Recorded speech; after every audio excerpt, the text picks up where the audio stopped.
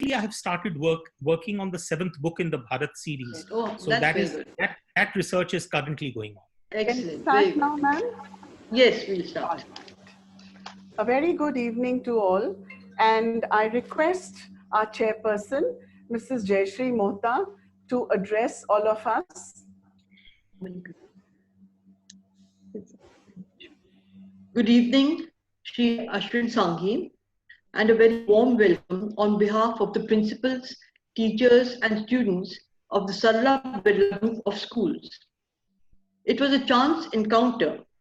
I was traveling from Mumbai to Kolkata, and as I sat on the aisle seat, I noticed a familiar looking person at the window seat. I recognized him and remembered reading and enjoying his books. Hesitantly, I ventured to talk to him, not quite knowing how he would react to this sudden conversation. But I need not have worried. He was companionable, witty, and charming. And by the time we landed, we had, in a way, become friends. We are honored to have Mr. Ashwin Sanghi in our midst today. Mr. Sanghi is among India's highest selling writer in the fiction thriller genre. He is the author of Rosabelle line, Chanakya's Chant, and the Krishna Key. Forbes India has included him in their Celebrity 100 list and by the New Indian Express in their Culture Par list. He is the winner of the Crossword Puzzle Choice Award 2018, WBR Iconic Achievers Award 2018, and the Lit O Fest Literature Legend Award 2018. Varied plumes in your cap, Ashwin. Today, he will speak on the relevance of Chanakya in our lives. Mr. Sanghi, 500 girls and boys are waiting excitedly for your talk, and the floor is all yours. Thank you. Thank you so much, Jayashree ji. You know, I must tell you, I still have some wonderfully fond memories of that first encounter that you and Exactly. I had on that flight. And it was one of those very few flights where time just flew. One did not know where the conversation had gone. Likewise, so I want to thank you for having made Ashwin, that flight so pleasurable. I had the same experience. Thank you. Thank you. And as you pointed out that we became somewhat of friends, my personal view is that we did become friends. Yeah, I just didn't want to sound too this thing, so I made it a little conservative and Absolutely. Thank you. Absolutely. So yeah, I'm all yours. Whenever you tell me, I will start. Should I start now? Absolutely. Yeah. Okay. So what I will do is I will just try and do a share screen of the presentation, and then we can.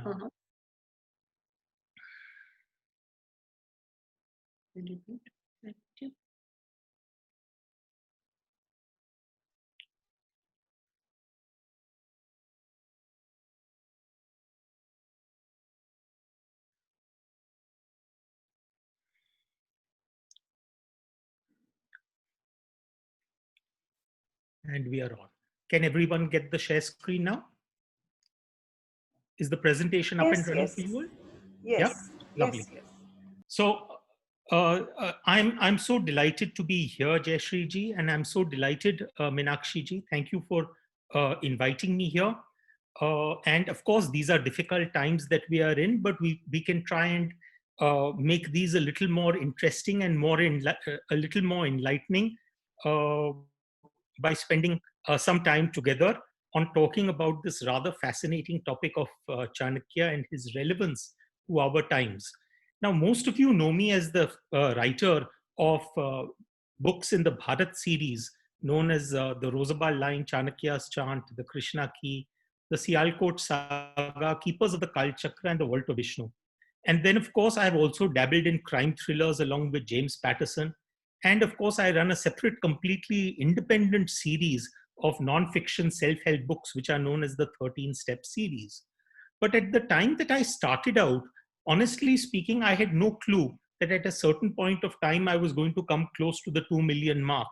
I was simply a banya, a Marwadi boy running a business, and that is what I was expected to do, run a business. So I mean, honestly speaking, book writing or a literary pursuit was not something that I was genuinely prepared for.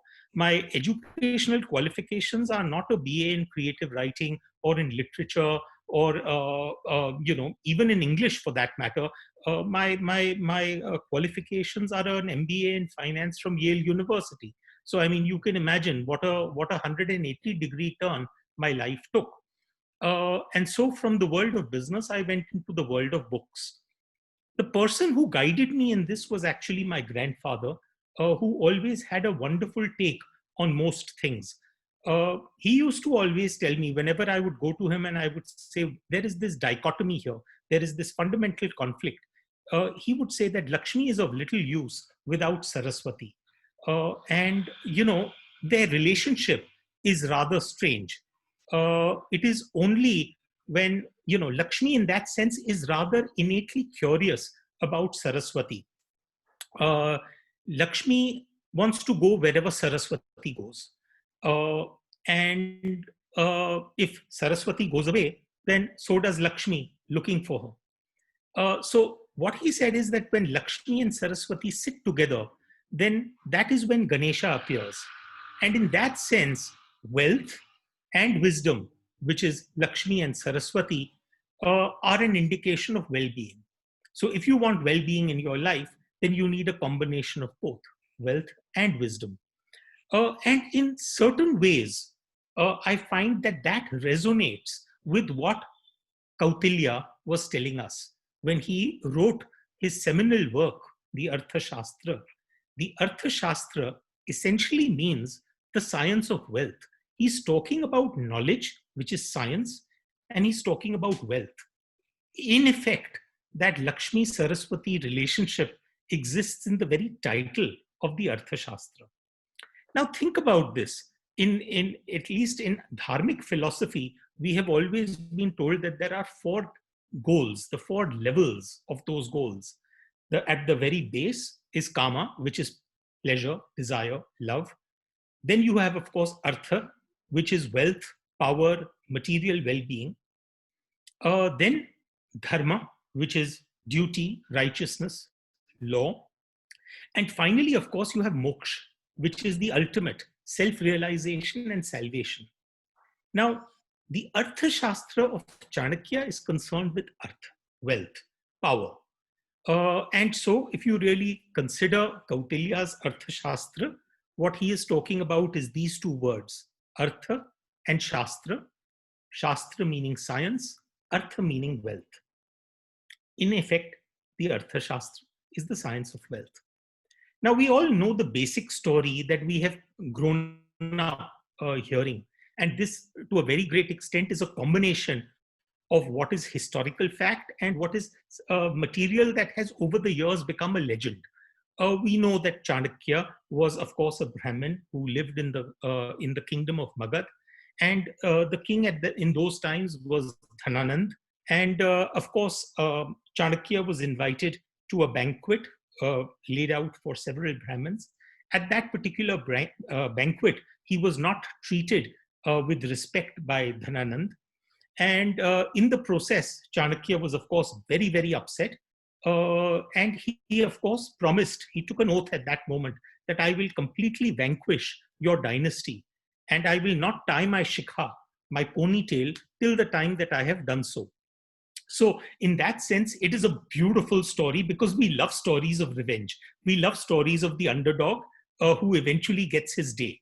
So in that sense, the Chanakya story is an underdog story. Then, of course, we know the rest of the story that Chanakya comes across a young man. That particular young man happens to be Chandragupta Maurya. And then Chanakya takes him to Takshil, where, of course, he gives him training at his own Gurukul. Chanakya eventually realizes that they need to somehow figure out a way to neutralize the Greek forces. But unfortunately, in order to do that, he wants to attack Magad, which is at the very heart and in those days, the so-called Mahajanapads. So he attacks Magad, but is not successful. And then one day he sees this lady scolding her young child who has just burnt his fingers because he dipped them into a bowl of hot khichdi. And she says, don't you realize that the maximum heat of the khichdi is right at the core?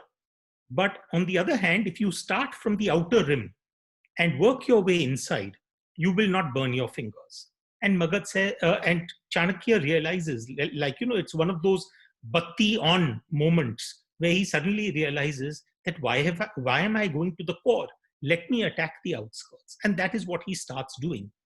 And of course, eventually, he is successful even in terms of being able to acquire Magadh for Chandragupta Maurya.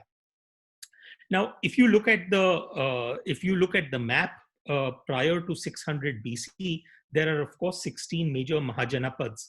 But by the time that Chandragupta Maurya comes on the scene, this has been converted into one large kingdom, which is known as the Mauryan Empire. Now, as far as Chanakya himself is concerned, we have multiple works from Chanakya. One, of course, is known as the Chanakya Sutra, which contains about 90 verses. Then you have the Chanakya Niti Darpanam, which is about 341 verses. But undoubtedly his biggest and most influential work is the Arthashastra with about 6,000 verses. Now, very often Chanakya's Arthashastra is compared to The Prince by Machiavelli. To my mind, that is a slightly mistaken comparison, because Chanakya talks about many things besides politics. He doesn't only talk about the means to power, he talks also about the duties of power. So in that sense, the statement that Chanakya is the Indian Machiavelli may be slightly misplaced. Think about this. Machiavelli lived around roughly 1469, 15th odd century. Kautilya, you're talking about almost 2,300 years ago. So in that sense, Machiavelli could be called the European Chanakya. If there was an influence of ideas, it was probably from Chanakya to Machiavelli rather than the other way around. So what are the things that Chanakya talks about? So I'm going to run you through in this presentation. Meenakshi ji, roughly how much time do I have for this presentation? You are with us till 5:30. Okay, so in other words, for the presentation, if I take about 45 to 50 minutes, it's all right? Should be, yes. Yeah. Should Okay. be fine. So I think I would need about roughly 40 minutes. So we'll see. In any case, if for some reason you feel that we are running short of time and you need to interrupt me in order to cut me short, please feel free to do so. Certainly. Yeah? No, Ashwin, please carry on. Please give us the most of your presence over here. Sure. I don't want to cut you short. Okay. All right. In the speaker view, you're getting to see the Right. So the first thing that, of course, Chanakya talks about is the value of the economy. Now, we are all familiar with the so-called circular flow of economic activity, that, you have product markets which create goods and services. These are eventually passed on to individuals. These very individuals then are providing land, capital, labor, as well as entrepreneurship into the factor markets. Either this or you could have this. This is the logo that they're using. Yeah. So there are factor markets, and then of course from the factor markets you have various resources moving into the businesses, and there are two cycles going on. One is the flow of goods and services, and one is the flow of all the various land, capital, labor, and entrepreneurship inputs that are needed in order to create those goods and services. And all economists will tell you that this cycle is exceptionally important in terms of the overall well-being of any nation. So even as late as 1992, we had an American president who said, it's the economy, stupid. In other words, Bill Clinton was saying that, listen, everything else is important, but the most important is, of course, the economy. Now think about what Chanakya said 2,300 years ago. He said the root of wealth is economic activity, and the lack of it brings material distress.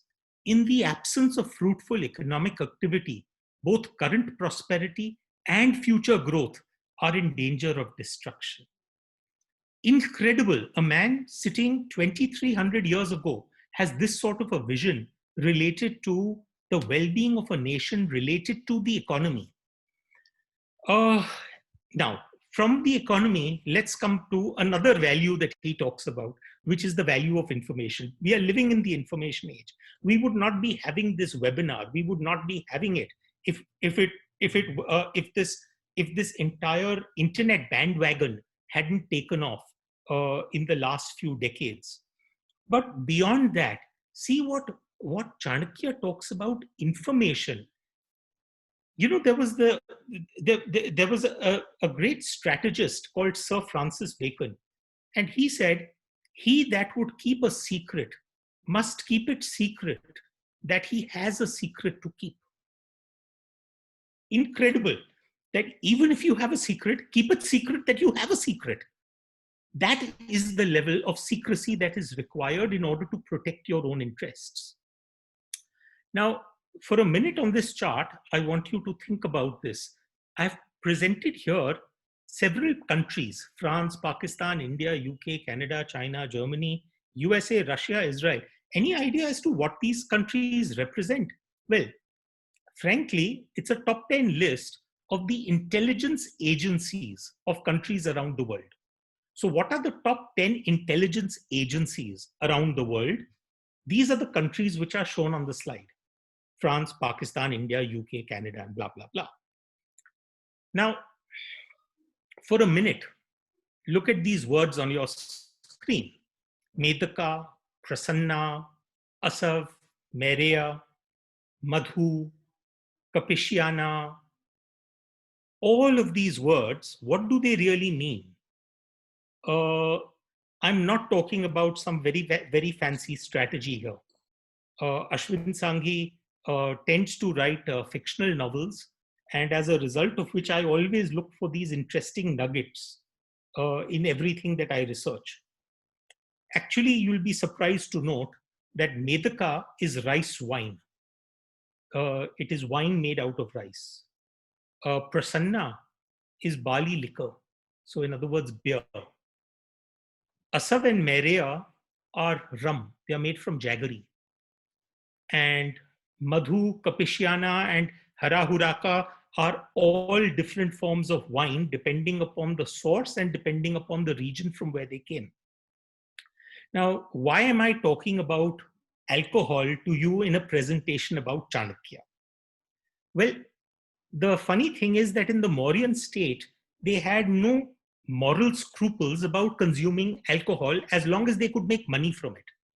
So manufacture of liquor was a state monopoly. Consumption was only in the state-run drinking halls. Drinking halls had to have rooms that were equipped with beds and seats for their customers.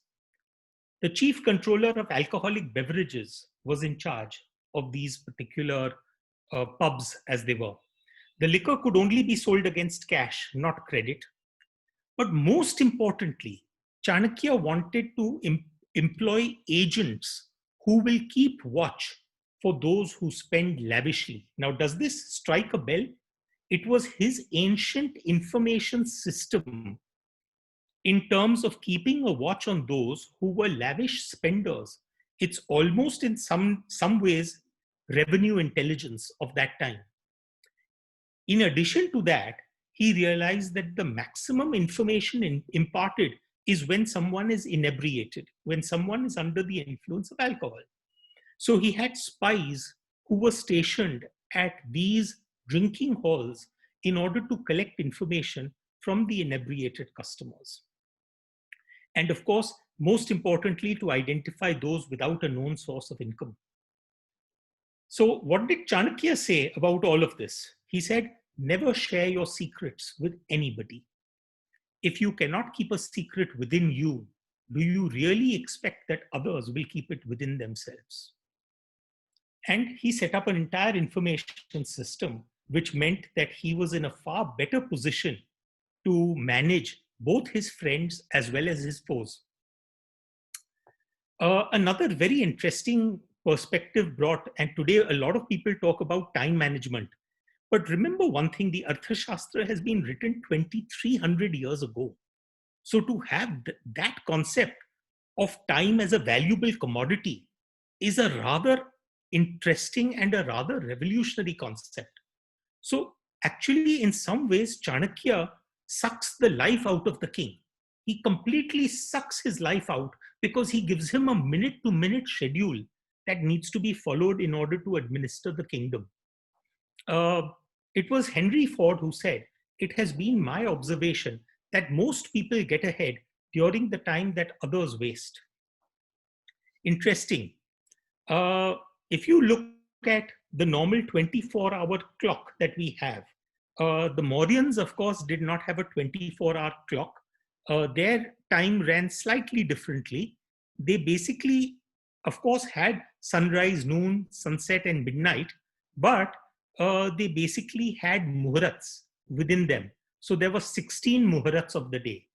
So there were 4 muhurats between sunrise and noon, and between noon and sunset, and between sunset at midnight, and between midnight and the sunrise. Now, if you look at the schedule that Chanakya creates for the king, frankly, you would not want to be a king because of the sort of taxing schedule that Chanakya sets up for you. He says that within the first 90 minutes after sunrise, receive reports on defense, revenue, and expenditure. The next 90 minutes, start having public audiences to hear the petitions of people.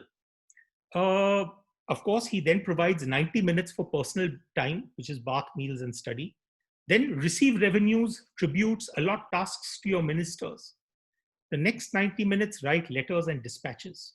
Then again, he provides time for your meals and for your studying and for your meditation. But after that, inspect and review the armed forces. Then consult with the chief of defense. Then interview with your secret agents. He provides barely around 3 muhurats for sleep. Interesting. Barely 3 muhurats. Then provides for time for consultation with the counselors and a little amount of time for your personal duties. So Chanakya says, time perfects all beings as well as kills them. Time alone is awake when all others are asleep. Even a minute of one's life cannot be obtained even for 1,000,000 gold coins. If time is not used purposefully, what loss is bigger than that? I mean, these are really words that one can, and that's what I really find fascinating about Chanakya and the Arthashastra, that a lot of it is such practical wisdom that one can just take away from. And it applies to any time, any time of the world, any part of the world. Now let's look at another thing. In management jargon, we talk about systems and processes. This is rather interesting. For example, in most organizations, you have a concept called budgeting, which is where you decide the income and expenditure targets for a year.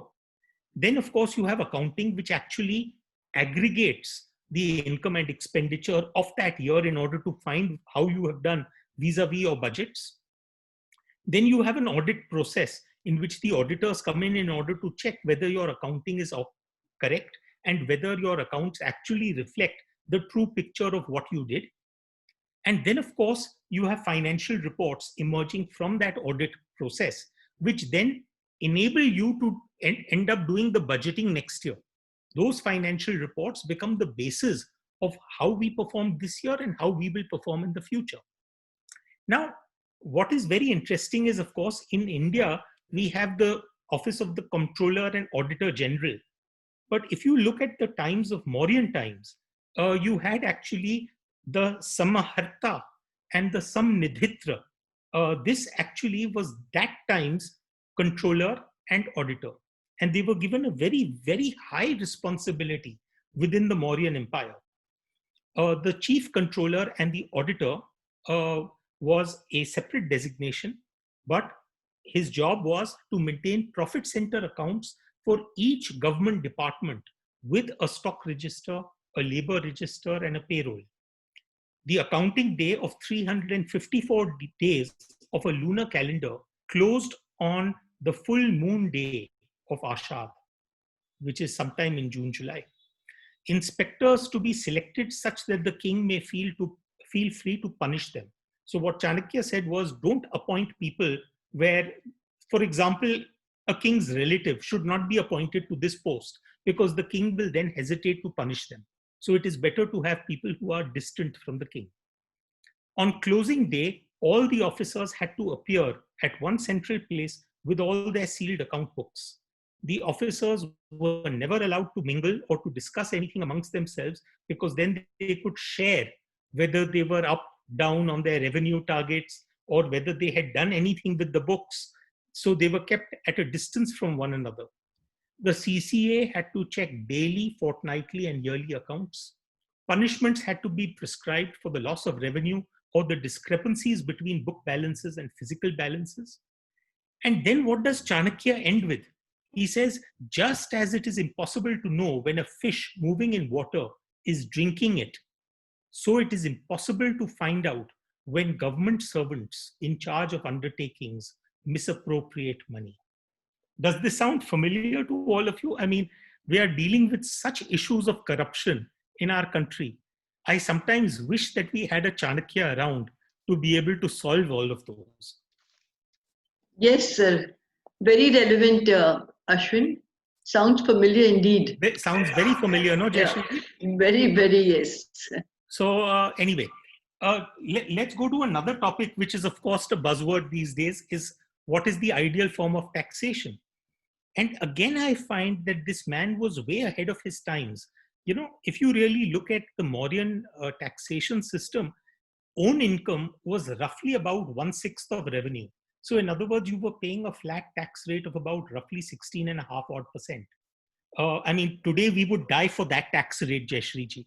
I mean, 16.5%, wow.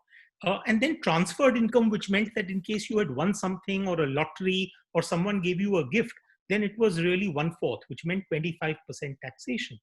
Of course, there were many other taxes which came indirectly, which were not part of the direct tax revenue. And of course, he enlightens us on those. Like, for example, whether it was a tax on the fisheries, whether it was tax on imports, whether it was tax even on the temples, and so on and so forth. Those are from the direct taxes which are enumerated here. But this man now visualizes that what could be the possible faults in revenue collection. And just see, the first possible fault is causing loss to the treasury by collecting less. The second possible fault is causing pain to the citizens by collecting more. And the third is causing loss by not managing expenditures vis-a-vis income. In this world where we seem to take great pride in deficit financing and massive trade gaps, massive gaps in balance of payments, Chanakya comes across as a breath of fresh air, that you cause loss by not managing expenditure vis-a-vis income. 2,300 years ago. And then what does he talk about? Revenue collection. He says one only plucks fruits from a garden as they ripen. So shall a king have the revenue collected as it becomes due. Just as one does not collect unripe fruits, he shall avoid collecting tax that is not due, because that would spoil the very source of revenue. Jayashree ji, I want to tell you that I gave this exact same presentation to the youngsters at the Nagpur Academy for CBDT, upcoming tax officers who have to go through their training at the Nagpur Institute. And I made sure that I dwelt on this particular slide for a long time, because there are a lot of people who say that, listen, we end up killing the goose that lays the golden egg. So this man was way ahead of his times. Yes, absolutely. Teamwork. What does Chanakya talk about teamwork? It was Steve Jobs who said great things in business are never done by one person. They are done by a team of people. And Warren Buffett said, it's better to hang out with people better than you. Pick out associates whose behavior is better than you, and you'll drift in that direction. Now, what does Chanakya talk about? Chanakya has this incredible definition of what is called the state. He doesn't talk about modern organizations, he talks about the state. But to my mind, probably that is because the concept of an organization, the concept of a company or a firm, probably did not exist. So let's look at what is he calling the constituents of the state. He says, well, the state must consist of the Swami or the king. He then says it consists of Amatya or the officials. Then he says the Janapad or the population and the territory. Then, of course, you have the Durg or the fort, the Kosh or the treasury, the Bal or the army, and finally the Surhit or the allies. So he says that these are the components, the constituents of the state.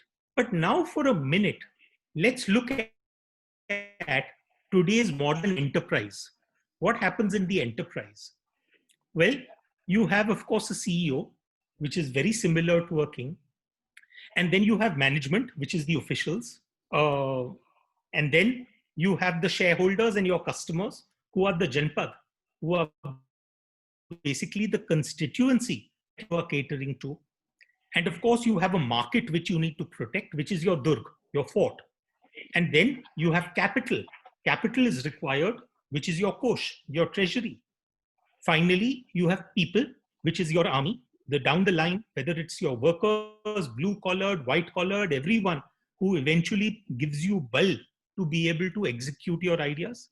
And finally, of course, you have your allies, which consists of your vendors, dealers, agencies, banks, and so on and so forth.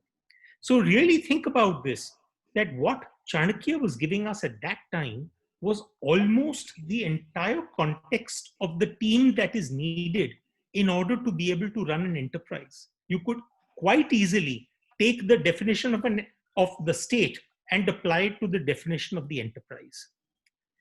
A king can only reign with the help of others, says Chanakya. One wheel alone does not move a chariot. So true.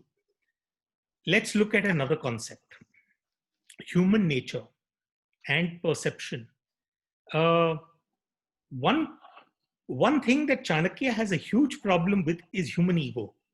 He says that is the biggest downfall for a person. And think about this, one of our greatest entrepreneurs in this country was someone called Dhirubhai Ambani. And Dhirubhai Ambani said famously, I am willing to salute anyone. In fact, I think the exact word he said was, I am willing to salam anyone. I'm willing to salute anyone for my work. One thing you won't find in me, and that's an ego. And of course, another great proponent of this was Sam Walton, the founder of Walmart, who said nothing else can quite substitute for a few well-chosen, well-timed, sincere words of praise. They are absolutely free and they are worth a fortune. So put your ego aside at that moment. What does Chanakya say? He says, virtuous people and fruit-laden trees bow, but fools and dry sticks break because they are unwilling to bend. So he says, when the wind passes by, the tree should bend. Always speak what would please the man from whom we expect a favor, like the hunter who sings sweetly when he desires to shoot a deer. Scary stuff, very, very scary stuff, but also so completely on the ball. What we have here is a soldier inflating a balloon which looks like an aeroplane. In that sense, what is being achieved here? It's basically that when satellite pictures are taken, it will show arms and ammunition that are not actually there. So in that sense, it was Al Ries and Jack Trout who told us that marketing is a game of perception. And Chanakya, actually, he told us that 2,300 years ago. He said, even if a snake is not poisonous, it should pretend to be venomous. So he was exactly talking about the same thing, which is how important marketing perception is. Let's go into something which is rather famous. He talks about how to deal with all types of people, including competition and including allies. Chanakya says every neighboring state must be treated as an enemy, and the enemy's enemy can be considered a friend. So, I mean, of course, everyone has now gone on the bandwagon of talking about enemy's enemy. But I mean, if you really think about it in common sense terms, you have a conflict between India and Pakistan, and therefore automatically China becomes a natural ally of Pakistan in that sense. So the enemy's enemy becomes a friend. But what does Chanakya talk about in terms of dealing with enemies? He says there are 4 ways to deal with enemies: Sam, Dan, Bhed, and Dand. He talks about these 4 methodologies. And of course, he particularly says that if possible, try and use Sam before Dan. Use Dan before Bhed. Use Bhed before Dand. So in that sense, Sam is actually adopting a conciliatory attitude, using gentle persuasion, using praise, using diplomatic channels. All of that is Sam. Dan means that you lavish with rewards and gifts. You provide monetary benefit. It could even include some amount of bribery if required, but basically the idea is that you use monetary benefits in order to get your job done. Bhed implies covert and intelligence operations, stealth, propaganda, doing everything other than going for an outright war. And of course, Dand is war or military action, force, punishment. But he says this should always be the last resort. It should be always used very, very judiciously. And then he, of course, goes on to describe where does the king's power come from and the sources of the king's power. He says the king has 3 sources of power. The first is Prabhu Shakti, the power of the army and the treasury. The second is Mant Shakti, the power of good counsel and the advice and expertise of experts in the kingdom. And finally, of course, you have what is called Utsaha Shakti, which is the personal charisma and initiative of the king. But for a minute now, let's again look at it in modern terms, in modern management terms. That where does the actual power of a CEO come from? I'm not aware as to how many of you among you would have heard of this book called Social Psychology by Robert Feldman. And this was actually a path-breaking work which talked about where does the power of a CEO come from. And Feldman talks about 2 types of power which resemble Prabhu Shakti a lot. One is the power of rewarding, and the second is the coercive power. Because the CEO has the ability to determine your increment, the CEO has the ability to determine as to how you progress, but he also has the ability to be able to punish you within the organization. And that is what the power of the king is, that you have both the ability to be able to reward as well as to punish. Then he talks about expert power and informational power, which is very similar to Manta Shakti because it sort of exists along with expertise within the organization and the informational power of the organization. And finally, of course, he talks about legitimate power and referent power, which is, in other words, the power that a particular individual CEO has as a result of his own personal charm, his own individual persuasion, his own individual capacity. So if you really think about it, a lot of the things that are being talked about, even within the space of 2,300 years, still hold good even today. Chanakya then goes on to tell us something which is a bittersweet truth, that there is some self-interest behind every friendship. There is no friendship without self-interest. This is a bitter truth. So in other words, when you are choosing your allies, remember one thing, that your self-interest should be aligned, because that is what makes sure that that alliance works. Then he talks about the fact that a debt should be paid off to the last penny and an enemy destroyed till the last trace. If you make a snake drink milk, you increase its capacity to produce venom, not nectar. Frankly, Meenakshi ji, frankly, Jayashree ji, frankly, I would not want Chanakya as an enemy ever. When I read these words, they almost bring a chill down my spine. That, You oh know, my God. Ashwin, in our customs, social customs, like for instance, at the Nag Panchami, we do make the snake drink milk. Absolutely, Yeah. absolutely. But in some ways, for the Hindus, we always equated uh, the Nag or the As a, snake yeah. in some ways as representative of Kundalini Shakti. So in that Okay. sense, that makes perfect sense. All But right. in the world of Chanakya, in Hmm. the world of the Arthashastra, Right. he says, hey, listen, I mean, if you're going to make the snake drink milk, then be Yes. prepared that all that you have done is ensured that his venomous capacity has increased. So True. probably from a common sense point of view, what the Pandit was saying was probably absolutely on the ball. Absolutely. Yeah. And then, of course, Chanakya says, like a stone striking an earthen pot, a superior king will attain decisive victory when his opponent is an inferior king.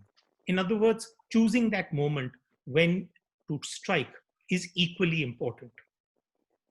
uh, you would be surprised. Today, of course, we take it for granted that the concept of risk and reward in the world of finance is taken for granted. That if you are taking higher risk, you should be entitled to higher reward. Of course, with the higher risk comes also the chance or the possibility of a higher loss. So it can be both loss or gain. But the mere fact that you're taking on a higher risk implies that the chances of you being able to attain a higher reward are that much higher. And of course, there's an old Spanish proverb which says, money gets money. So in that sense, you need money in order to create more money. Uh, but you'll be surprised, both of these concepts have been in their own ways touched upon in the Arthashastra. If you see, Chanakya actually specifies the rates of lending in the Mauryan Empire. So, for example, normal transactions are to be taxed at about 1.25% per month, which means roughly a 15% rate of interest to be charged on normal transactions. Then commercial transactions at 5% per month, which means, in other words, in those days, money could actually get you a 60% return if you were lending into the commercial sector. Risky travel through forests for trade, 10% per month, because obviously if you were passing through a forest, there was a chance that you could be looted or you could be eaten up by a bear or a lion. So therefore it was risky travel. So therefore it entitled 120% return. And then risky travel by sea for trade attracted at 20% per month, which means 240%. Frankly, money lenders and bankers would have loved to live in times of Chanakya. But see the overall progression, and you'll realize that actually Chanakya does establish the risk return relationship, that the higher the risk, the higher the reward. And then, of course, Chanakya goes on to say, just as elephants are needed to catch elephants, so does one need wealth to capture more wealth. So, in other words, the old proverb of money fetches money is precisely what he is talking about, that you need a certain amount of capital to be able to generate the next batch of capital. My most interesting insights from Chanakya come from the notion of failure. Uh, Jayashree ji is aware from a previous presentation of mine that when I was just starting out as an author, I used to have a bulletin board inside my study. And on that bulletin board, there were a set of numbers which were written on that bulletin board. Most people used to come into my study and they used to wonder what those numbers meant. Actually, it was rather simple from the perspective of a aspiring author. 12 was the number of times that the first book in the Harry Potter series was rejected by publishers. And Jonathan Livingston Seagull, another famous book, was rejected 18 times by publishers. Stephen King, the master of crime thrillers, was rejected 30 times by publishers. Chicken Soup for the Soul was rejected 33 times. And of course, an all time great known as Gone with the Wind was rejected 38 times by publishers. So I used to convince myself that I'm not doing so badly. Eventually, I, of course, landed up with about 47 rejections from publishers and literary agents combined before the Rosabal line eventually got published. but it taught me the importance of failure, that how important it is to be able to learn to deal with failure. And if you really look at some of the greatest people in our world, they have all dealt with failure. Beethoven, his early skills at music and violin were extremely poor. Teachers thought of him as hopeless. Beethoven lost his hearing through his life, yet four of his greatest works were composed when he was entirely deaf. Entirely deaf. Albert Einstein could not speak until age 4, could not write until age 7, expelled from school, application to Zurich Polytechnic rejected, went on to win the Nobel Prize for Physics. Walt Disney was fired from his newspaper job for lacking imagination and having no original ideas. His idea of Disneyland was originally rejected by the city of Anaheim based on the notion that the city would attract riffraff. The Beatles were rejected by Decca Records, saying guitar groups are on the way out and the Beatles have no future in show business. And think about this. Thomas Edison, the inventor of the phonograph, the motion picture camera, the light bulb, power utilities, he said, I have not failed. I've just found 10,000 ways that don't work. And then he went on to say many of life's failures are people who did not realize how close they were to success when they gave up. So in that sense, when Chanakya says something like, once you start working on something, don't be afraid of failure and don't abandon it. As soon as fear approaches, attack and destroy it. I loved this, that the biggest challenge to progressing in life is the fear of failure. And Chanakya takes that head on. He says, immediately destroy fear the moment it approaches you. And don't be afraid of that failure. Another thing that Chanakya talks about is something which can be, for lack of a better term, it could simply be called a killer instinct. I don't know how what is a better explanation for this, but let me give you an example. If we look at what was the global cotton supplies before the American Civil War, USA used to account for about 80% of the world's cotton supplies, and India used to account for the balance 20%. So it was that India's 20% that used to go to the mills of Manchester and eventually come back as fabric in the British Empire days. Now, due to the American Civil War, the demand for Indian cotton increased because suddenly that 80% American cotton had suddenly disappeared. So that supply had completely got diminished. The greatest cotton speculator of all times was someone called Premchand Roychand. And of course, Premchand Roychand was living in a very different world to the world that we inhabit today, because the telegraph line between Europe and India did not exist. It was only established in 1867, which meant that there was a huge gap in the movement of information. No communication meant no information. In those days, the cotton prices in Mumbai would change to reflect the international prices. So in other words, once you knew that a price had changed in the London market, then it accordingly found its own level in the Indian market. Only after the English ships docked and sailors came ashore with the latest price information. So the English ships would come from London and the sailors would come on shore, and then they would tell the Indians as to what the latest price information from London is. And accordingly, the India Kapra market used to accordingly then adjust itself to the London prices. Now, Roychand had a brilliant idea. What he did was he would send out his agents on boats to meet the ships that were coming into Bombay. So in other words, these were high-speed boats that could be easily maneuvered, and they would go out into the high seas in order to meet the ships before they actually landed up at the harbor. They would learn and convey to him the latest London cotton prices before the ships actually docked at port.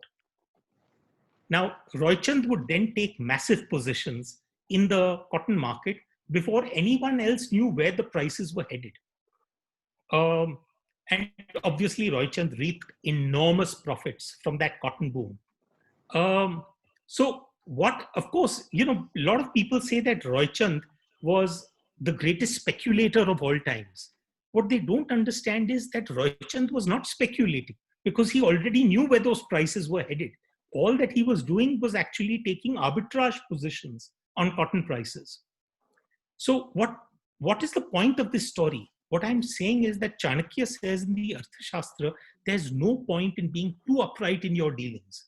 You would see by going to the forest that straight trees are cut down while crooked ones are left standing. Now, this is not something, Meenakshi that I am conveying as a learning to all of your students, that please don't be upright. That's not the aim. But there is something called being too upright, too rigid, too principled. And I think if anything that today international diplomacy and real politics is teaching us is that one needs to be able to show the relevant level of flexibility in order to make one's ideas work. So if you really look at the great investor Warren Buffett, he said something very interesting. He said, rule number 1, never lose money. And rule number 2, never forget rule number 1. Mhm. Right? I mean, very simple, that this is the way it should work. Now, for someone like me, when I read the Arthashastra, and I think that if I was to go back to what Warren Buffett said, and I was to then, in some ways related to what the Arthashastra says, there would be a rule number 3, according to Chanakya. And it would say, be virtuous, honest, and upright. Rule number 4, occasionally forget rule number 3. And so that pretty much sort of captures the essence of what Chanakya is saying. That be good in your dealings, be honest, be virtuous, be upright, but from time to time you need to forget that. But one thing is there. What I love about Chanakya is that he talks about this concept which is called the greater good. And that is completely absent from the writings of Machiavelli. If you read The Prince, this sort of concept, this nobility of purpose, does not show up in The Prince. Think about this, that today when we talk about corporate responsibility, our responsibility as corporate organizations is to our employees so that we create jobs that work, our customers to inculcate value, honesty, and communication, to our investors so that we give them full disclosure and we give them returns, to the community, whether it is the city that we are operating in or whether it is the nation that we are operating in, to business of that particular area, that geography. And finally, of course, the environment, making sure that there is sustainable development in order to make sure that those corporate goals are in sync with a broader purpose. And if you really look at someone like John Rockefeller, he said that giving should be entered into just the way as investing is entered into. Giving is investing. It was something which was very different for its times, but it sort of established the concept of philanthropy as we now know it. John Rockefeller, as you know, was America's first billionaire, and adjusting for inflation, his fortune during the time of his death in 1937 stood at $336 billion. It accounted for more than 1.5% of the American economy, making him the richest person in US history. Rockefeller was also the founder of the University of Chicago. Today, multiple plazas, buildings, awards, and foundations are named after him. And it was a chance meeting with Swami Vivekananda, which inspired him to use his wealth to help the poor and the needy. Now, if we look at the world of corporate social responsibility, you can see that so many names today, whether it is Bill Gates, whether it's Warren Buffett, whether it's George Soros, Azim Premji, and so many others, have made an art form out of giving. In that sense, if you really now go back to where I started with the 4 goals of life, think about this from the perspective of someone who is in the corporate world, that you have those 4 goals: Kama, Artha, Dharma, and Moksha. And of course, the fundamental meaning of those terms does not change. But now think of it as a person who is within a company. At the lowest level, his goal is that I want to be accepted and loved by all. So he's an employee. He wants to be accepted. His worth, he wants to be valued by everyone else around him within that organization. At the next level, he says, I want to be powerful and I want to earn more for the organization. In other words, I should be able to contribute more and I want more power in my hands. At the next level, he starts saying, hey, listen, I want to be fair, I want to be transparent, and I want to carry people along with me. That is his dharma. And finally, of course, he says, I want to do something more than just simply make a profit. And that is the time when you've reached the Bill Gates level where you say, hey, listen, I mean, money is a byproduct, but I also want to give back to the rest of the world. So in that sense, if you really think about it, all those four goals tie in with with the normal goals of our so-called corporate responsibilities. So Chanakya says something very interesting. He says, it is essential for stagnant water to have a little flow for its purity, and it is necessary to donate part of one's wealth for its protection. So he talks about the need to give in order to maintain your own purity. And finally, the most important takeaway from Chanakya: in the happiness of his subjects lies the king's happiness. In their welfare, his welfare. He shall not consider as good only that which pleases him, but treat as beneficial to him whatever pleases his subjects. So after all of that strategy, after all of that realpolitik, after all of those theories about how to treat enemies and how to preserve information, ultimately there is a nobility of purpose. In other words, there is a distinction between ends and means, that the ends in some ways have to be noble. You may get away with some amount of conspiracy, some amount of chalkapat, some amount of strategizing when it comes to the means, but your ends cannot be like that. Your ends have to be noble. So thank you very much, everyone, for having joined me in this journey through Chanakya's teachings and through the Arthashastra. And I'm delighted to be here with you. And I'm more than happy to stay on and have an open discussion with you in case someone would like to contribute to this. Ma'am, would you like to comment? Yes. Yes. Can I please? Can I have him on screen? Yeah, I'll just shut the. Okay, I'm back now without the share screen.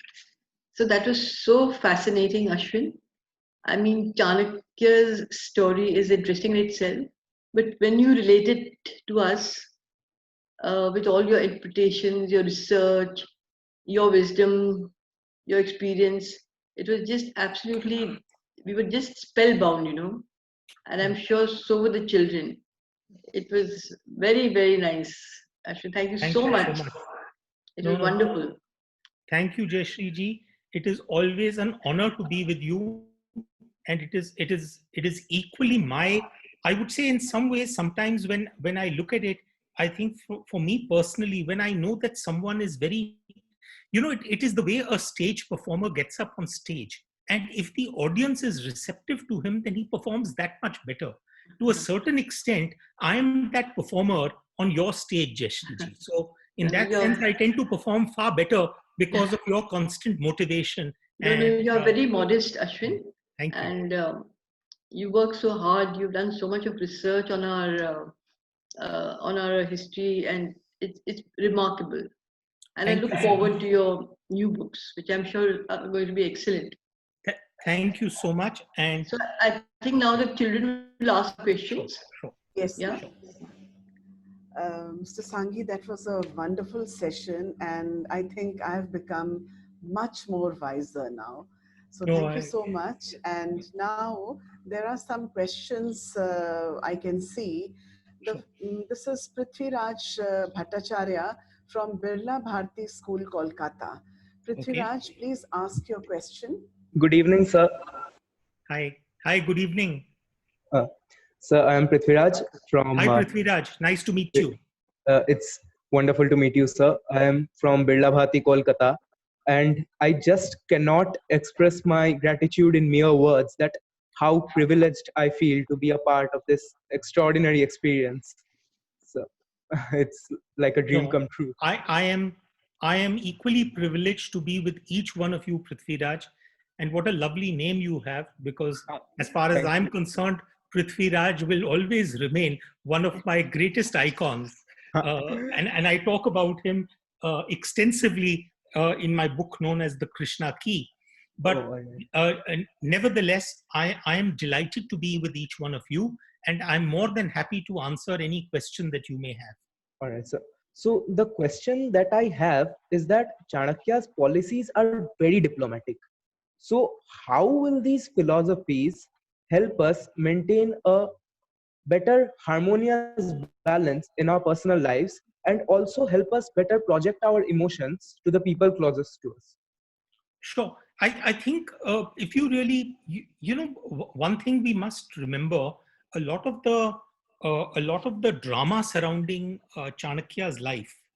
Uh, I mean, it's very easy to sort of get carried away by the emotions expressed in the Chanakya story. That he is humiliated by the king and he leaves his ponytail untied and he says, "I will take my vengeance and I will."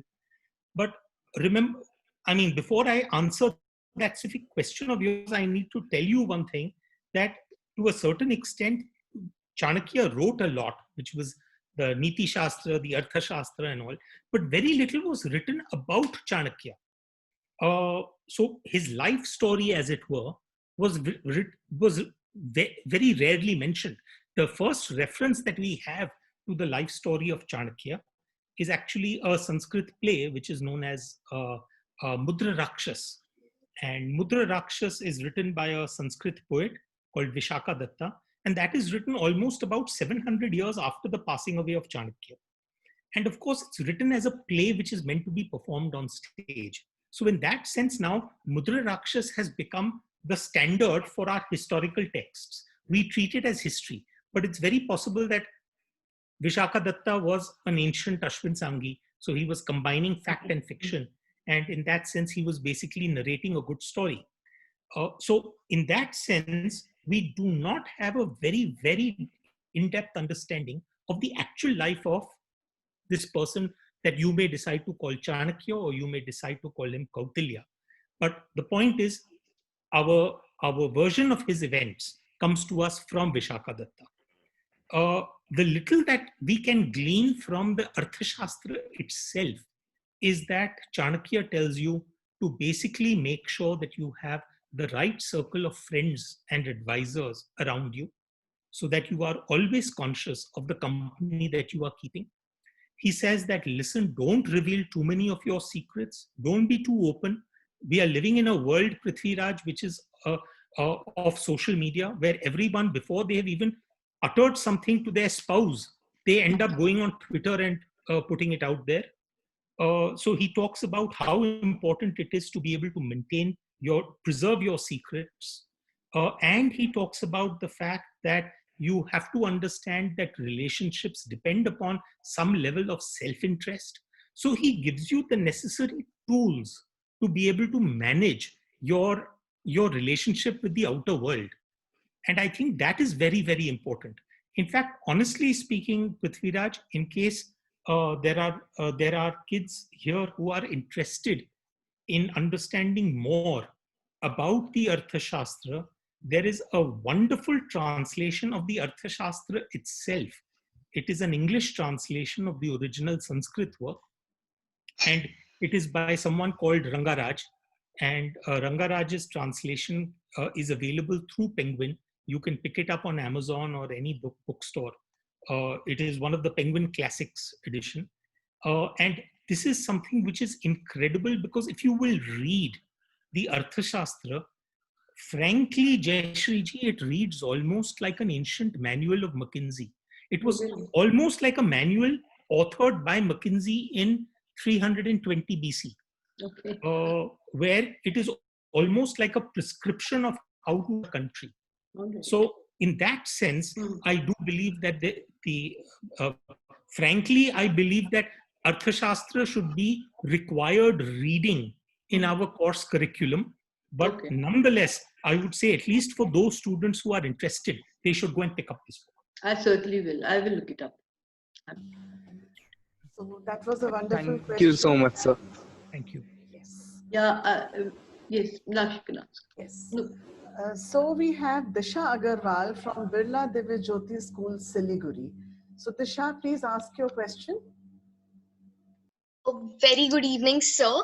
I must say that I am honored to attend today's session. So, I'm Disha Agarwal from Birla Divya Jyoti Siliguri. So, my question is that according to Chanakya, all riches, life, and body, they're all Absolutely. temporary.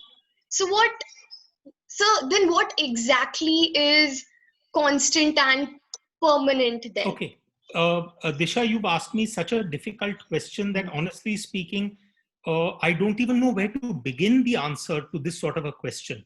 And you know, my salutes, my salams to Jayashree ji and to Meenakshi ji and to each one of you students for even being able to think of a question like this.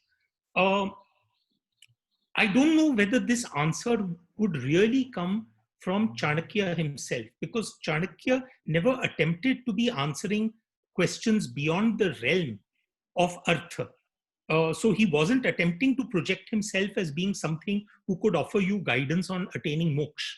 He was not attempting to do that. He said, you are living in the temporary and the material world, and I'm telling you how you can get more of it and how you should manage it and how you should manage it better for people and for yourself.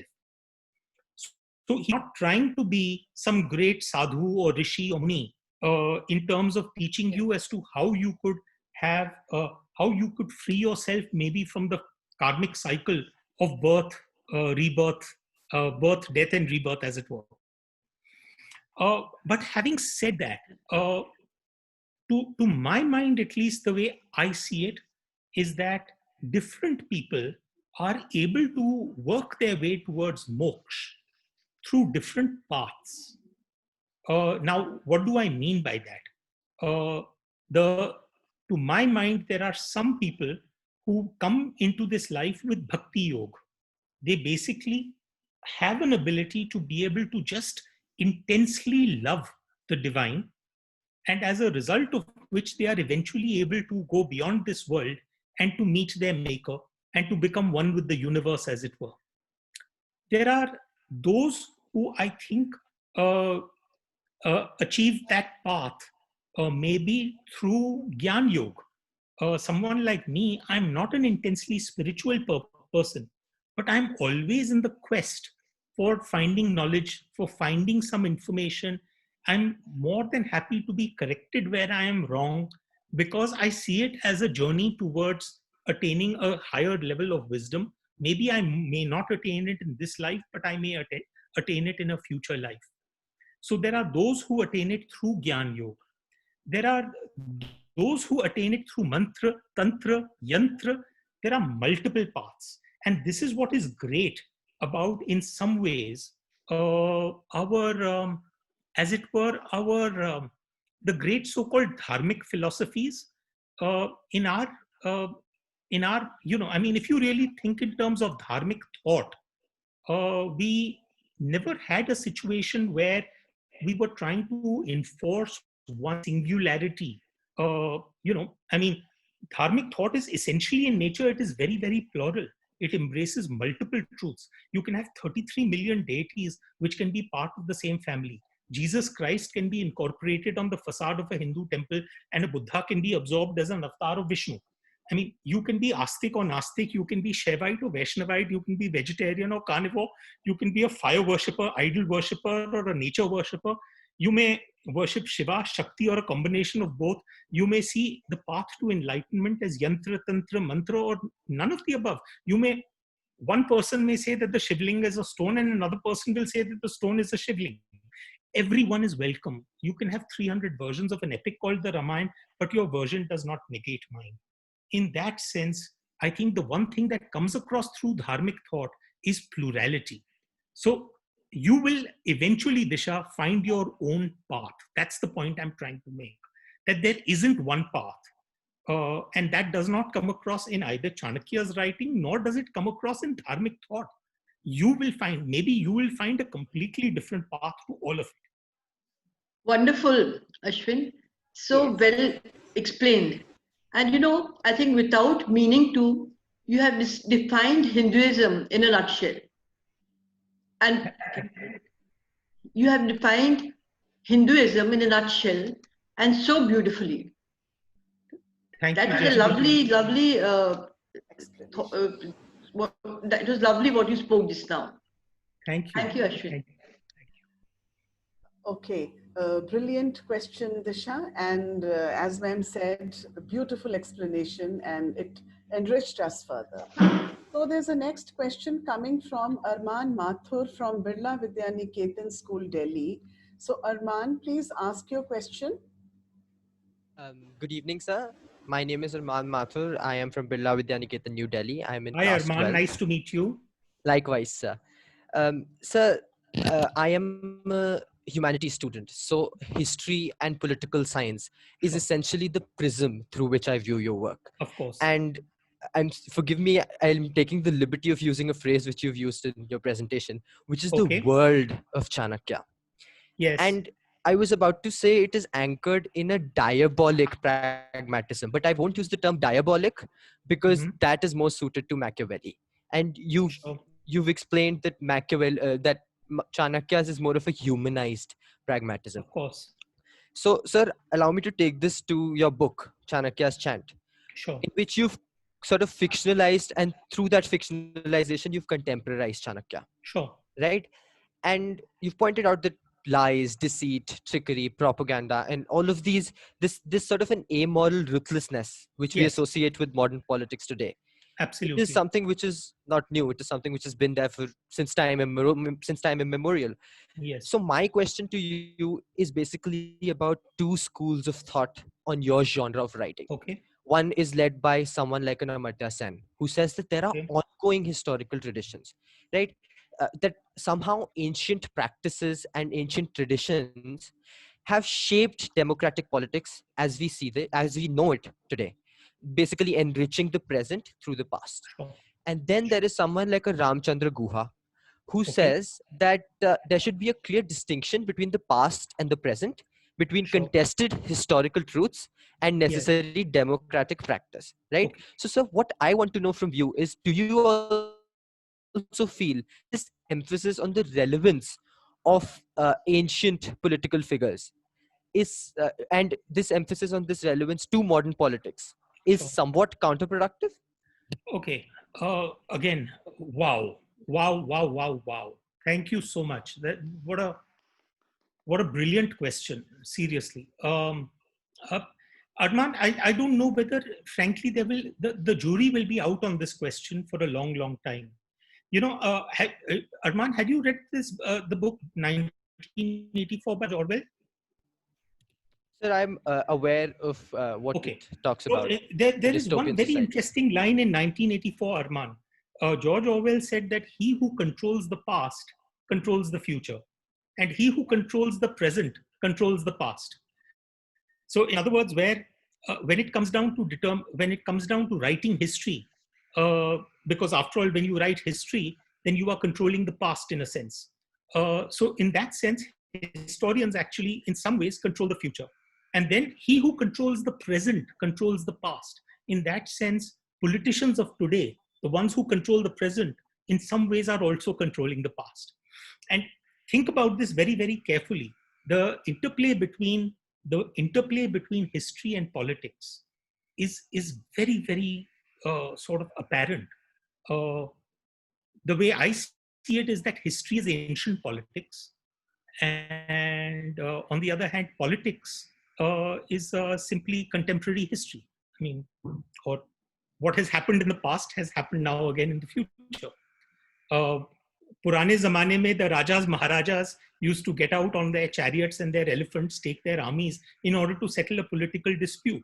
Today, you settle that political dispute by basically knocking down a government in the parliament or creating a vote of no confidence, or otherwise you use even worse methodologies like, for example, let's say a cash for votes scandal or God knows what have you. But you utilize you use the anti-defection law or the defection law as the case might be. So in other words, in effect, human nature has not undergone any change.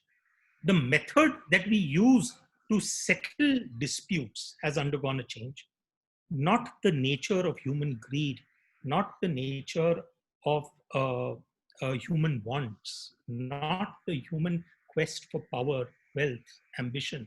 None of that has really gone.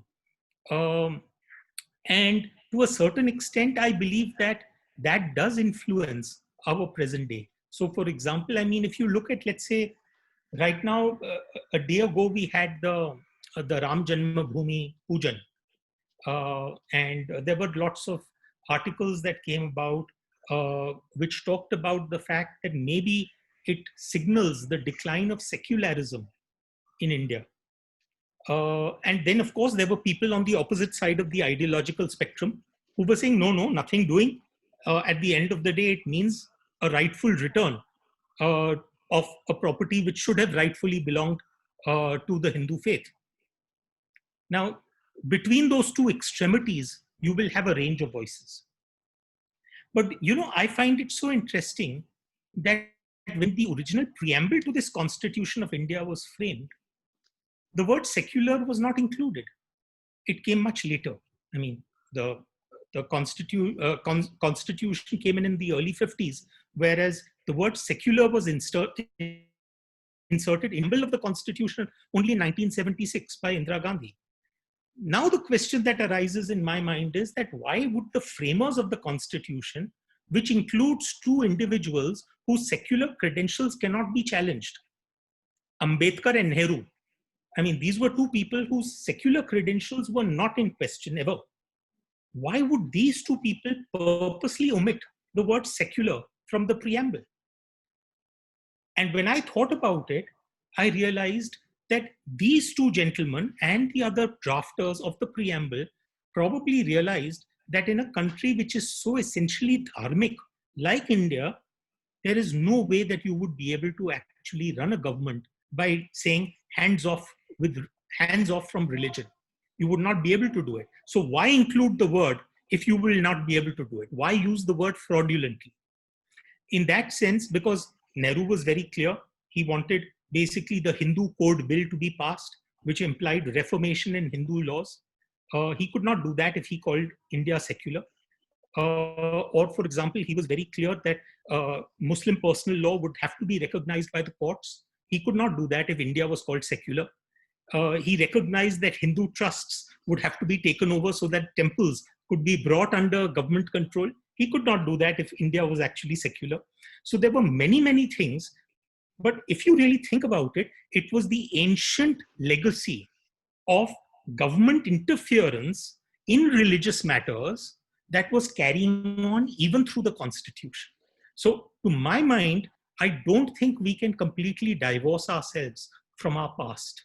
Now, all of our past is not necessarily historical. We like to think that all history is historical. But the truth of the matter is that we don't know what is historical. History is just a version of events. It was the novelist George Santayana who said history is a pack of lies about events that never happened, written by people who were never there. So in that sense, it is one version. There is an event in 1857 which is known as the Great Rebellion of 1857, which is what is taught to our students here. But if you go to the UK, the event is not even taught because colonial history is not taught. And on the other hand, even if it is taught as the Sepoy Mutiny of 1857. Now, which is the version that you will accept? So in that sense, we have to take history with not just a pinch of salt, but a sack of salt. And if we see all the stuff that is going on around us of pulling down statues around the world, people are getting fed up of the one-sided narratives. So maybe what we really require is an understanding of the multidimensionality of the historical narrative, that the fact that more than one narrative will exist of the same event, of the same person. Europe will probably call Winston Churchill someone who prevented England and the rest of Europe from going the fascist way. But if you ask the average Indian, he will say, hey, listen, he was the butcher of Bengal because he allowed millions to die in the Bengal famine. Same person, very different perspectives. So maybe what we need to start by doing is to develop a multidimensionality in history so that history can be a better guide for our present. Right, sir. Also, sir, because you spoke of George Orwell, you said that the one who controls the past controls the present. Also, sir, what is today in the past was once in the future. So Arman, Oh, there are many absolutely. questions coming, and yes, there are sir. many more people who are wanting their questions to be put up. So maybe Yes, you ma'am. can send one email to Sir and get your answer if Mr. Sanghi permits. Oh, absolutely. My email ID is right there on my website. So just Right, Google me and just right. find my website. Yeah. Okay, thank you, sir. Thank So you. we have, Thank you so much. sorry. The next question is coming from Nainital, Birla Vidya Mandir School, Nainital, and Saral Agarwal wants to ask a question. Yes, Saral? Good evening, sir. Hi, Saral. Sir, it was pleased to meeting you, sir. Sir, it was amazing to hear you, and I have learned a lot today. So my question is, who are your chief literary influences? Sorry, Saral, your voice was breaking. Sir, I think we've lost Saral, or is he there? Sir, I am Saral, here. when you were asking your question, your voice broke. Could you repeat it, please? Yes, sir. So my question is, who are your chief literary influences? Chief literary influences. Oh, Yes, sir. okay. Yes, There yes. are there are probably just too many to mention, but I would say that probably, I mean, I'm one of those who's never had an elitist approach to writing. My view has been that all writing eventually leads you to pick up more books. So when you start reading books, you end up reading more books, and then you eventually find your own progression. You may start with a Durjoy Datta or a Chetan Bhagat or a Ravinder Singh, but then eventually you may progress to an Amish Tripathi, and eventually you may find that no, actually I want to be doing more spiritual stuff. I may be wanting to read more philosophical and so on and so forth. I don't have individual authors who have influenced me, uh, but I do have individual books that have influenced me. So, for example, to my mind, a single book that has had the maximum impact on me is a book known as The Autobiography of a Yogi, which is written by Paramahansa Yogananda. And that I believe is again one of those must-read books for most Indians, because it was a book which taught me that, listen, just because you can't understand something doesn't make it less real. So how to distinguish between the so-called real and unreal, and do you even really need to make that distinction? So all of that really came to me from Yogananda. I would say another book really worth reading, which is a book which I've just mentioned a little time ago, the Arthashastra, wonderful translation by Rangarajan, but it again throws some wonderful insights into how organizations and empires should be run. I would say probably a third book that has in had a profound impact on me is probably Raja Gopalchari's Mahabharat Retold.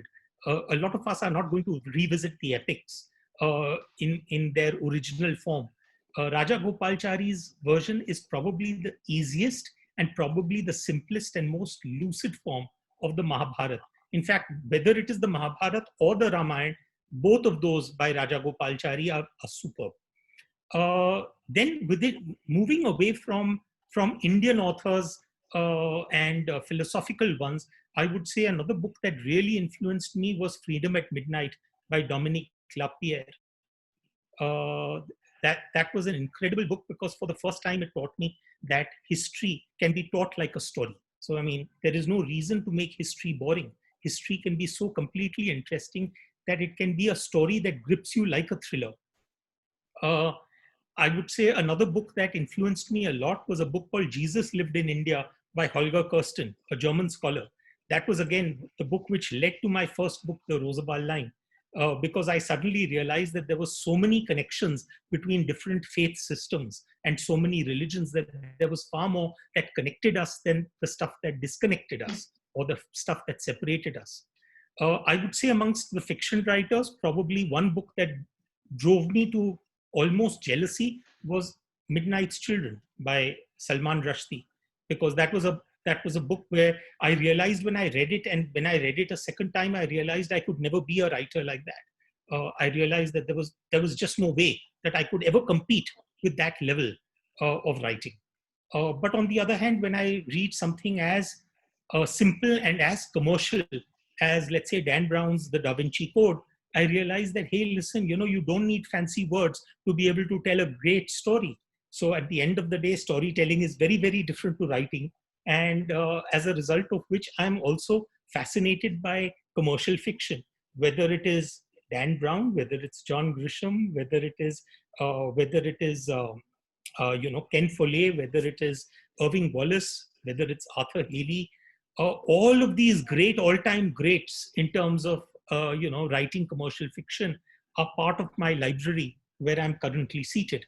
So I would say that, frankly, there are no individual authors who have influenced me. It's individual books that have influenced me. Thank you, sir. Thank you, sir. So that was wonderful that the books are more important than the authors. Think about it, Meenakshi ji. There are so many. I mean, Ashwin Sanghi individually as an also ran author has published today about 13 or 14 books.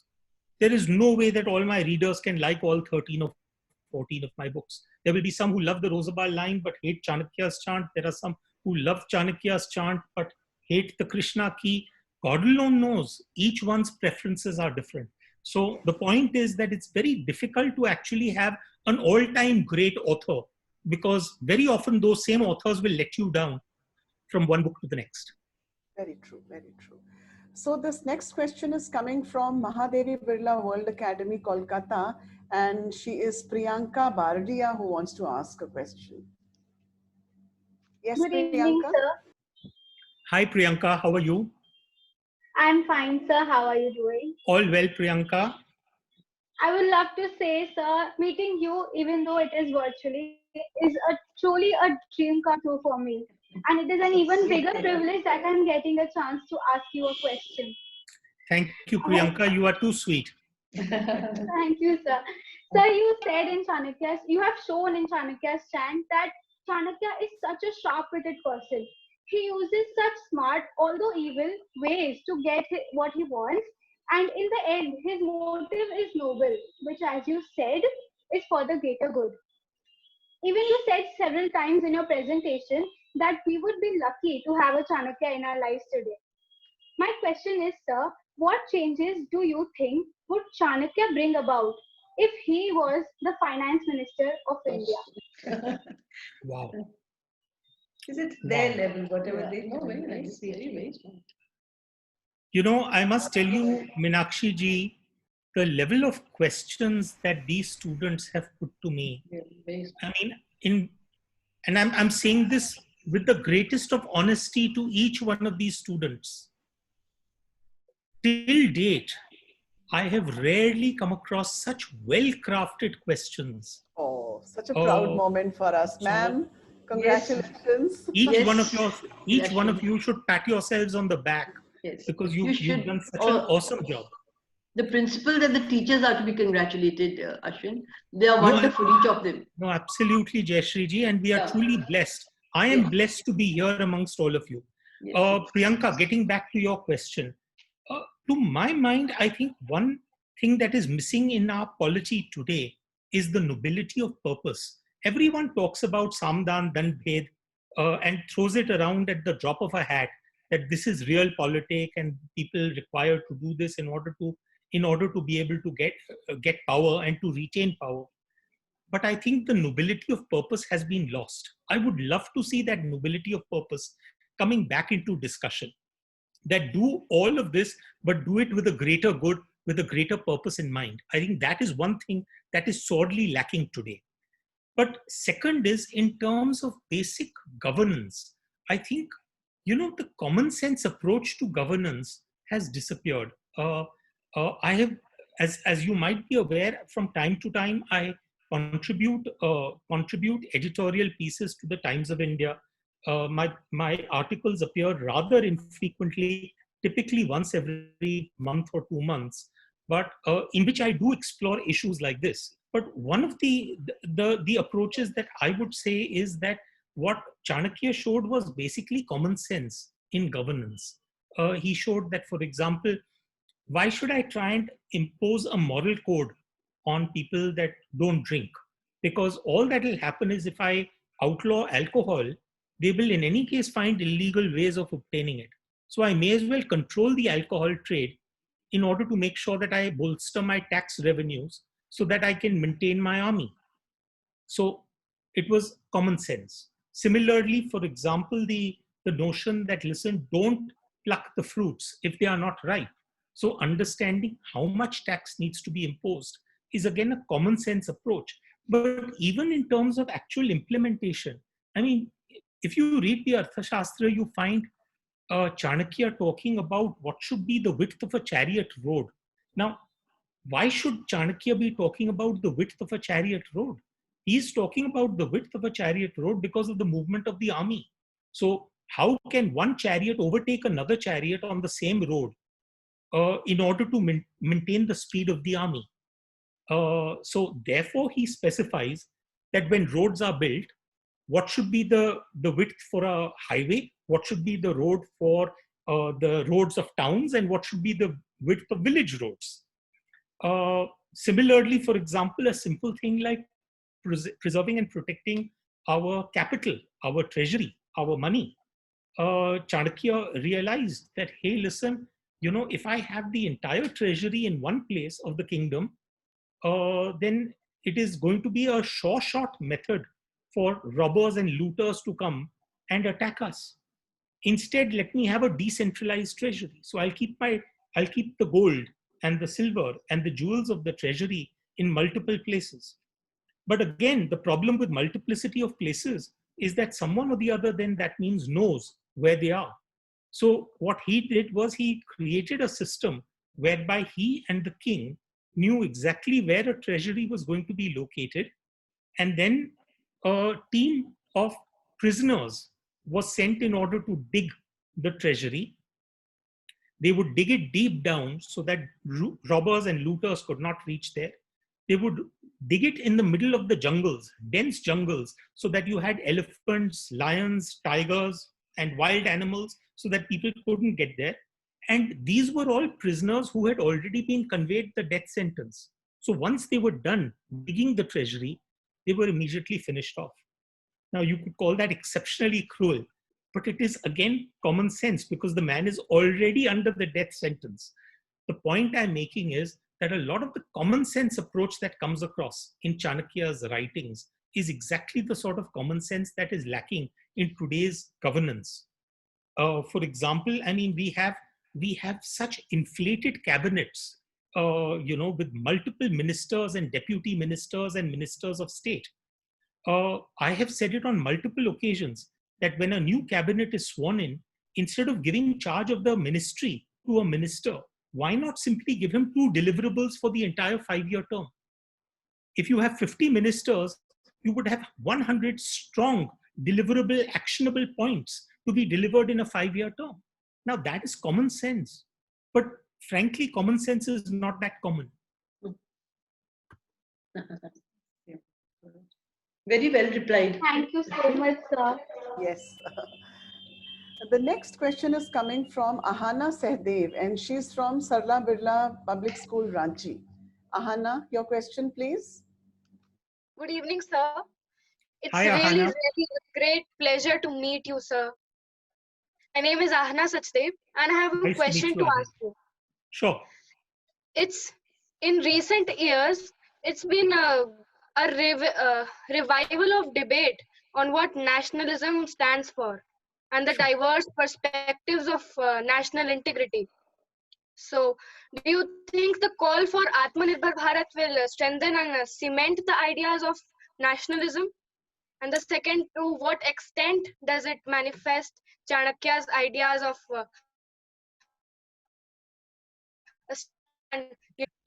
I would say that Atmanirbhar Bharat can be probably one of the inputs that can lead to uh, a broader objective or a broader ideal of nationalism. But I don't think it can be the only one. So to my mind, some of the so-called founding principles are equally important. I consider myself to be, in that sense, a person who is a liberal. And what do I mean by a liberal? Unfortunately, nowadays, Meenakshi ji, there is too much of polarization in these terms. You, on the one hand, you have people who are called bhakts, who are basically on the right wing, and then on the other hand, you have the left liberals, or the, what are they also called? Other derogatory names are the secular libtards, who are on the left side of the spectrum. And this name calling carries on between these two groups all the time. I consider myself to be a liberal, and the reason that I see myself really as a liberal is because the word liberal comes from the Latin word liberalis, and the word liberalis basically denotes freedom. In other words, I am firmly committed to freedom, whether it is freedom in individual rights, whether it is democracy, whether it's free markets, whether it's freedom of speech, freedom of religion, gender equality, LGBTQ rights, racial equality, and in fact, of course, secularism itself. So, because if you are a liberal, then by definition, you are secular too. So, to my mind, the nature of nationhood has to be based on those founding principles, because without that, probably nationhood may not be even worth it. I mean, I would say that probably communist Russia did not have a sense of nationhood. It's not as if fascist Germany did not have a sense of nationhood. They all had a sense of nationhood. But minus each of these principles, it was worthless. Okay. Thank you so much, sir. Thank you. I'm sure Chanakya would have been very happy if he was here today in this webinar. The beautiful questions and wonderful answers. So the next question is coming from Kamalika Das from Sarla Birla Gyan Jyoti School, Guwahati. Kamalika, unmute yourself. Yes, ma'am. Hello, sir. It's great to meet you, sir. Hi, Kamalika. Nice. So, sir, my question is, like, in the recent times, we have seen that faith and religion has been a very primary cause of controversies happening all throughout the world. So, sir, as an author, you have been mainly focusing on mythological themes as a content of your stories. Or for any author who has been focusing on mythological themes for writing stories, does it somewhere restrict you to write everything you know? Somewhere affects your writing style? Okay, it's a good question. Kamalika, frankly, I have not felt the need to limit myself. But remember one thing, whenever you're writing something which is not dealing with only history, mythology, science, philosophy, but dealing with someone's inbuilt faith, then you owe it to yourself to take on a higher level of responsibility when you write. Because when you're touching on someone's faith, then it's very easy to hurt someone's emotions, and then you are treading out of the world of rationality into a world of faith, what I believe. So my personal view, my approach when I write is basically I try to approach every subject that I write on with a sense of respect, because the moment you have a sense of respect, a sense of reverence towards what you are writing, then that will have a tendency to shine through in your writing.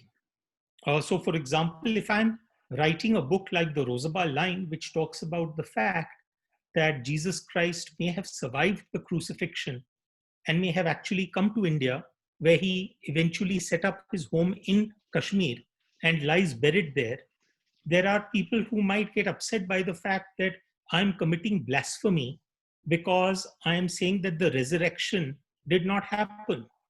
But on the other hand, there are those who understand from my writing that actually Ashwin is being almost excited like a child to say that, hey, listen, do you realize that the connection between a Jesus Christ and India is far deeper than you can actually imagine. Or for example, if I'm talking about the 10th incarnation of Vishnu in the Krishna key, there are those who will say, hey, listen, Ashwin has talked about someone who is psychologically demented and considers himself to be the 10th incarnation of Vishnu. But on the other hand, there are those who will look at it and say, you know what Ashwin is trying to show? That actually many of our myths could actually be real, that the overlap between mythology and history could actually be there. Maybe the events of the Mahabharata could be real. Maybe Krishna could not be just a mythological character, but possibly a historical character. The point is that will shine through in your writing if you are approaching the subject with a sense of respect. If you are attempting to simply create a sensation, then that will also shine through in your writing. And then it will become very evident that your aim of writing that was basically to stir up a controversy so that you could eventually sell more books. The point I'm making is you have to have your head twisted on the right way so that you know exactly what you're aiming for. So I don't see it as a huge issue. I say, take every subject. Number one, approach it with a sense of respect. Number two, do your research. There is an old proverb which says that if you're going to tell a lie, then tell the lie close to the truth. So when you're narrating a fictional story, obviously it's a lie. You've made up the story. But when you make sure that your research is spot on, then the story becomes that much more believable. So do your research. You owe it to your readers to make that research come alive in the form of your story. And third, the one thing that if you notice with all the Bharat series books, is that whenever I talk about anything in my books, I always provide a very, very exhaustive list of references and acknowledgements at the back of the book. Because I don't give you the book simply as a means towards narrating a good story to you. I see it as the start of an expedition into that particular subject. So tomorrow, in case, let's say hypothetically, in a book like the Krishna Key, I talk about the fact that there are Hindu elements in the architecture of the Taj Mahal. But if you look at the references, you will find that I've also given you contrary references, which are indicating the fact that no, it was very, very clearly an Islamic architecture. The idea being that even a point of view that I do not subscribe to will be there in my references because I want you to have a holistic view. So I want you as a reader to treat it as the starting point of a journey so that you can explore that subject for yourself and then make up your own mind. Thank you so much, sir. Thank you. Mr. Sanghi, there are 4 more questions, and it would be very kind of you if you don't have any other appointment to answer those. Meenakshi ji, I don't have an appointment. My only worry is my throat is giving out because after an hour or hour and a half of talking. Yes. But let's do one thing. Let's take a few questions and see whether my whole throat holds up. So, No, Ashwin, we can leave it if you're uncomfortable. No, continue another time. No, Jayashree ji, 1 or 2 questions I don't think I'll have a problem with. Okay. So let's give it the best shot. So just one more? Okay. Yeah, certainly. Just one more. Okay. Thank you so much. And this is Gul Mathur from Birla Vidya Niketan, Delhi. So Gul, please ask your question. A very good evening to you, sir. Hi, so Gul. My question is regarding Chanakya's. Hello, sir. So my question is regarding Chanakya's chant, where we see Ganga Sagar trying to establish and scheming to establish Chandni Gupta as a powerful figure. Now, as we talk about the entire process, what do you feel about how this process fits into the present narrative of feminism? Do you believe that the unification of the nation can be done in a way in which the means may be offensive to some, but the end is justified? Okay, I think there were 2 questions in there. One was related to ends and means, and one was related to feminism. So, since I have answered the question about ends and means, maybe I'll focus on the concept of feminism, which is a topic which is very dear to my heart. Because honestly speaking, if you look at most of the books in the Bharat series, these are books which have very, very strong female characters as their central themes. And there are many people who have asked me this, that why do you focus on the women characters in your books? Why? I mean, even if you take the latest book, The Vault of Vishnu, the central character is someone called Pam Khurana, who is an Air Force cadet, who, is sort of a very, very strong and a very, very capable woman who suddenly has to handle, fight against all odds, as it were. And my personal view is that to a very great extent, over the years and over the decades and over the centuries, we have lost touch with our feminine selves. We were ultimately a nation of worshippers of the sacred feminine. And centuries and centuries, unfortunately, the entire uh, the layers of bureaucracy, the layers of priesthood, the layers of the ruling Kshatriya clans allowed that veneration for the feminine to be in some ways negated, which is a very unfortunate situation, because to my mind, India was the ideal place where this could have happened. We venerate Durga, we venerate Kali, Lakshmi, Saraswati. The divine is very much there as an intrinsic part of everything that we do inside the mandir. And yet, on the other hand, we have lost the ability to be able to respect that part of our lives in our real lives. So, where do we show the same level of respect when it comes down to our mothers and our daughters and our sisters? That somehow there seems to be a mismatch between the two. Now, people ask me that, okay, then are you trying to say that basically you have some sort of what should I say? Do you believe that in some ways Shakti is greater than Shiva? And my personal view in the world is that the world is generally looked at as a world of dualities. What do I mean by that? That people think in terms of opposites, light and dark, hot and cold, north and south, masculine and feminine. All of these are opposites, so-called dualities. I don't think of the world as dualities.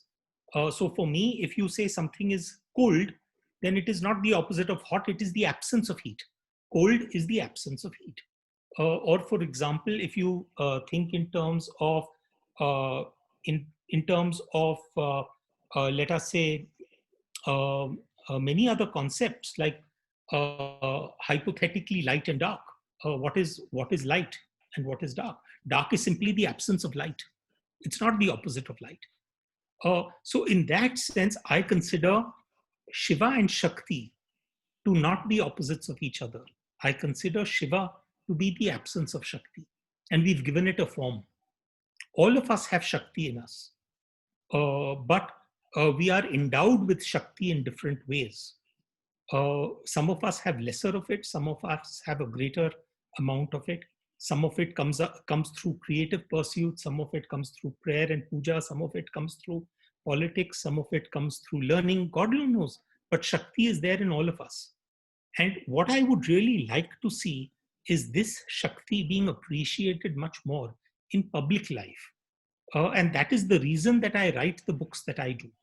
That, the one thing that came across very clearly to me when I read the Arthashastra and I read about Chanakya was that he lived in times where, frankly, they were misogynistic times. I mean, we also have misogynistic times now, but those were exceptionally misogynistic.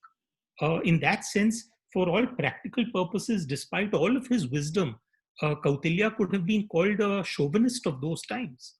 And that is the reason why I wrote Chanakya's chant in the way that I did, that he had to atone for his chauvinistic character in the modern day. So Ganga Sagar could not use the mantra in order to bring a man to the throne. He had to bring a woman to the throne. So he could not bring someone called Chandra to the throne. He had to bring a Chandni to the throne. That is the point which I was trying to bring across through Chanakya's chant. And I hope that that has resonated with you. Yes, sir, absolutely. Thank you a lot. There is one question coming about your writing style. I think you'll quickly answer that. So this is Shabnam Khatun from Birla Bharti, Kolkata. Good evening, sir. Hi, Shabnam. Hello, sir. Good evening. Good evening. I'm really privileged and honored to be a part of this wonderful webinar. So with the due permission, I want to ask that you interweave elements of fiction and non-fiction in your works. So how difficult or challenging is it to do this? Okay, it is a challenge, but the way I like to think of what I do within the Bharat series is typically that, think about construction of a building. You will first dig a foundation. Then after that, you will build a superstructure, typically consisting of columns and beams. And then once you have got the columns and beams in place, then you will start laying the bricks and doing the plaster work within those columns and beams. So for me, the way I like to do it is I take elements from history, from mythology, theology, philosophy, science, politics, the world at large, geography, anthropology, various subjects. And those are what I consider to be factual information of some sort, where something has already been discovered, something has already been written about, something has already been observed. That becomes my superstructure. That is the superstructure of columns and beams that I create.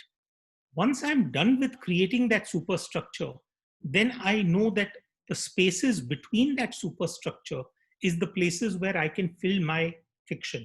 So it is like building a sandwich. The two slices of bread are already there, but now you have the choice of deciding what the filling is between those two slices of bread. That's pretty much what I do. How do I start the process? Typically, it will always start with an idea. So, for example, Chanakya's chant, the idea came in 2009 when elections had just happened. And I wondered, was politics always so messy, even 2,300 years ago? Krishna Ki was born as a result of a chance conversation by someone who genuinely thought that he was the 10th incarnation of Vishnu. And of course, the person was in an inebriated condition, but it just sort of resulted in a light bulb moment where I suddenly said, oh, someone can actually have that thought. Or, for example, the notion of the latest book, The Vault of Vishnu, was born as a result of the thought that something as simple as chai and chini, both those words are connected back to China. And so what were the ancient day connections between China and India? And so that book emerged as a result of that. So it will start with an idea. Once I have the idea, I will go into the second stage, which is research. Typically, my research could be talking to people, it could be traveling, it could be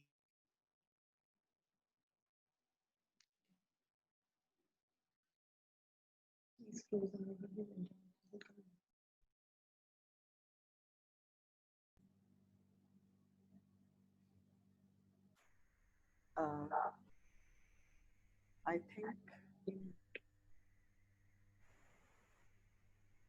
think reading books, it could be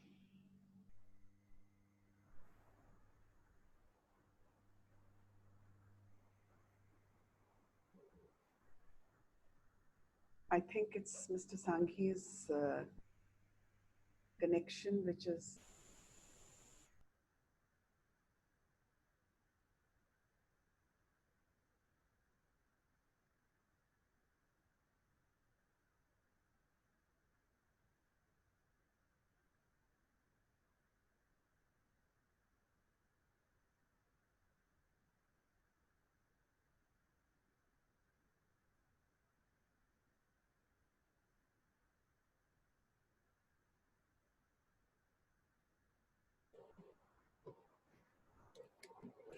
We are waiting for him to enter the meeting again, ma'am.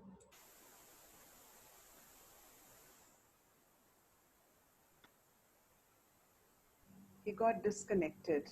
Yes. Yes.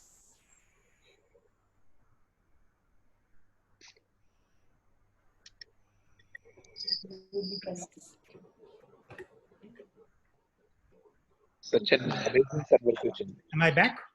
Yes, we can hear you. Okay, I think maybe Zoom has maybe some time limits, or I don't know. No. It's No? maybe poor connection, not Zoom. Okay. Yes, please continue, Wonderful. Mr. Sanghi. So I mean, the point is that then I'm in that stage where I get into my research.